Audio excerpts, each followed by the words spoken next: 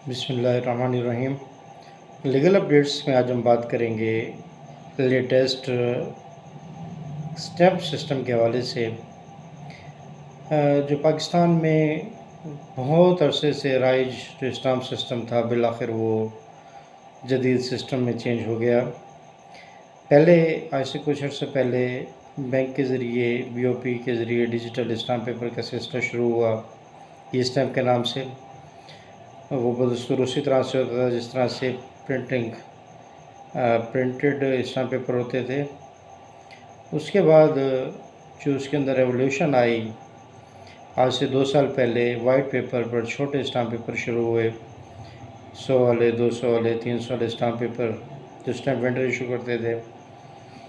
उसके बाद अभी रिसेंट जो चेंज आई है वो ये थी कि रजिस्ट्री के लिए जो स्टाम्प पेपर लगते थे वो बिल्कुल अब उसी तरह से जारी होंगे जिस तरह से वाइट पेपर जारी होता है। अब किसी पेपर पर, प्रिंटेड पेपर पर, येलो पेपर पर, जुडिशल पेपर पर वो प्रिंट नहीं होगा।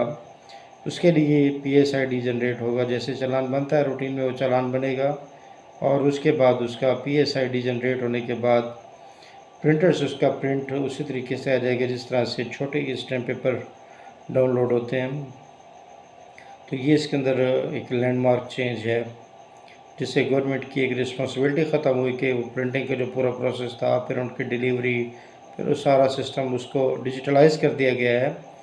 तो अब जो उसका PSID है उसके थ्रू स्टाम्प जनरेट होगा और वो सिस्टम में लिंक होकर रजिस्ट्री हो जाएगी। और इसी तरह से छोटे स्टाम्प पेपर में एक और उन्होंने जो नया चेंज दिया है कि कोई भी शख्स अपने पर्सनल तौर पर बग़ैर स्टाम्प वेंडर के अपना 92 फीस या 100 वाला स्टाम्प पेपर जारी कर सकता है। तो उसके लिए चालान जनरेट होगा, फिर उसको OTP कोड आएगा, उसके ज़रिए पेमेंट करेगा, फिर उसको डाउनलोड करके बिल्कुल सेम जिस तरह से स्टैम्प वेंडर का स्टाम्प पेपर जारी होता है उस तरीके से स्टाम्प पेपर जारी होगा।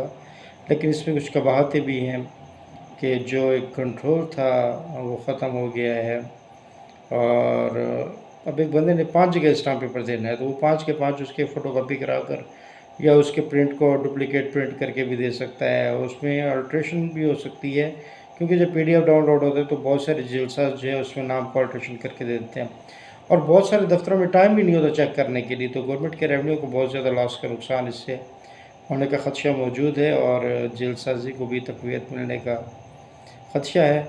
बहरहाल किसी भी आने वाले सिस्टम के लिए नेक ख्वाहिशात का इज़हार करना चाहिए। तो उम्मीद है कि ये नया सिस्टम पाकिस्तान की तरक्की के लिए, पाकिस्तान के रेवेन्यू के लिए, पाकिस्तान के जो फाइनेंशियल मफादात हैं उनके तहफ़्फ़ुज़ का एक अच्छा ज़रिया बनेगा और बेहतरी की उम्मीद की जा सकती है। लेकिन इसके अंदर कुछ फ्लॉज़ हैं, जैसे OTP बहुत देर से आता है और सिस्टम में उसकी इनकॉर्पोरेशन जो है बड़ा डिले हो जाती है। तो ये प्रॉब्लम्स हैं, इनको कम्बैट करने की ज़रूरत है। अल्लाह ताला पाकिस्तान का हामी और नासिर हो। अस्सलामु अलैकुम व रहमतुल्लाहि व बरकातहू।